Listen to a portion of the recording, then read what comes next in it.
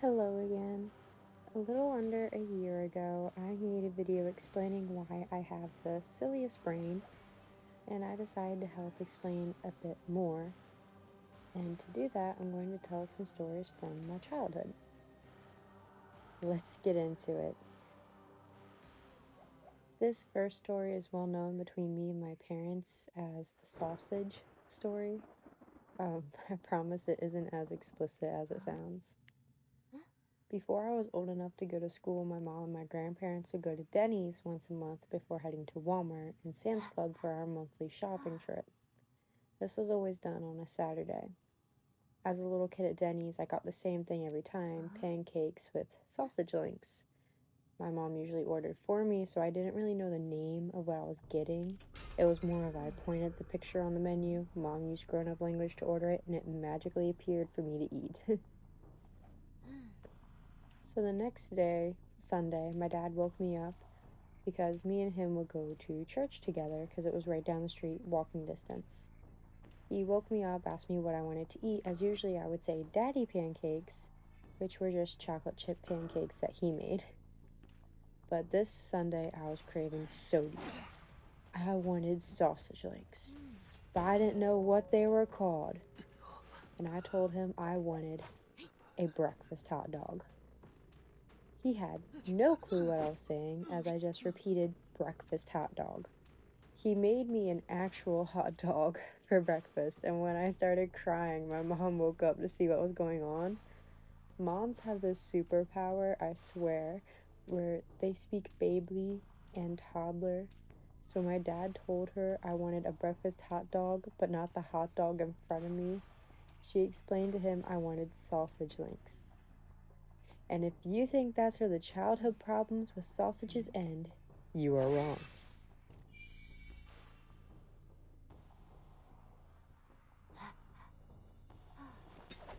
This next story is the reason why, to this day, my mom will buy me Vienna sausages as a payback to my dad for Christmas.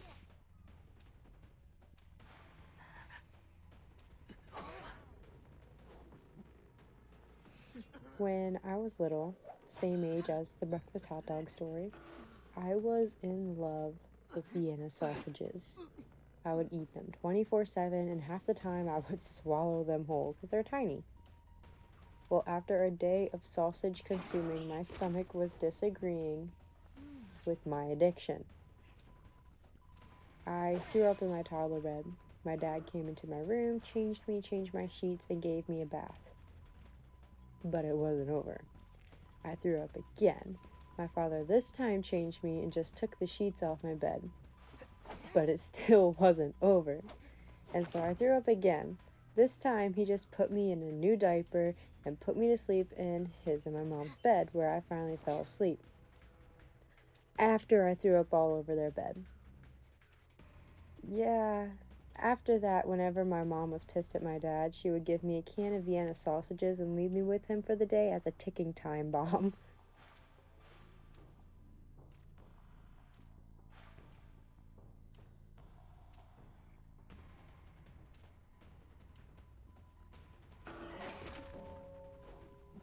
Now, finally, we are done with the sausage stories.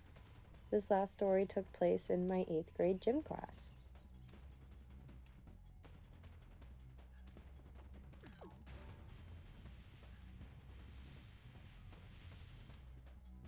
The middle school I went to had an archery class. I know what you're thinking, and no, it was not that.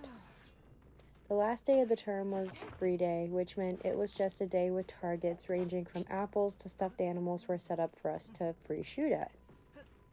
Me and my partner, who was my friend at the time, started with the apples, which I completely impaled, by the way.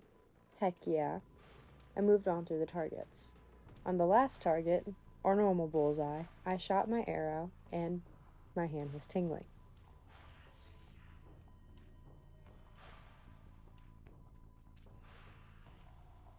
We were taught that sometimes the bowstring will bounce against you, so I didn't think anything of it until after my friend's turn and my hand was still tingling.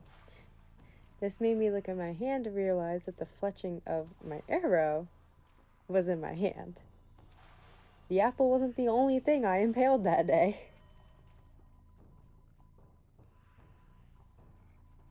If you aren't familiar with archery, a fletching is the feather part of an arrow that you'd see in movies, though nowadays it's usually plastic. The one that impaled me was wooden, so it was like splinter. Naturally, I went to the school nurse, but she couldn't get it out as the wood was carved to look like feathers, so it was gripping onto my skin from, well, under my skin.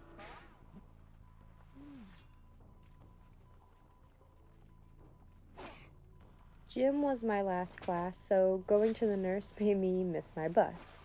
She called my mom to come pick me up.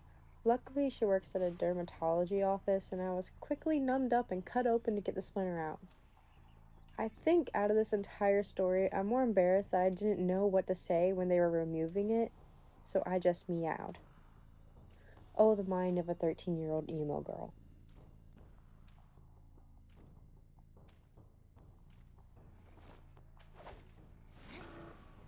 So, those are a few long-winded stories from my childhood. I hope it was some kind of entertaining for you, and if not, I'm sorry. Anyways, if you made it this far, thank you. This was my first video as a PNGtuber, and I hope it doesn't look horrible. My links are in the description below, including my Twitter, Instagram, Tumblr, and Space A. Hope you enjoyed this video, and hopefully I'll upload a bit more regularly, as well as add some more, like, emotions to my PNGtuber. Anyways, thanks for watching again. Enjoy the rest of the video. Bye bye.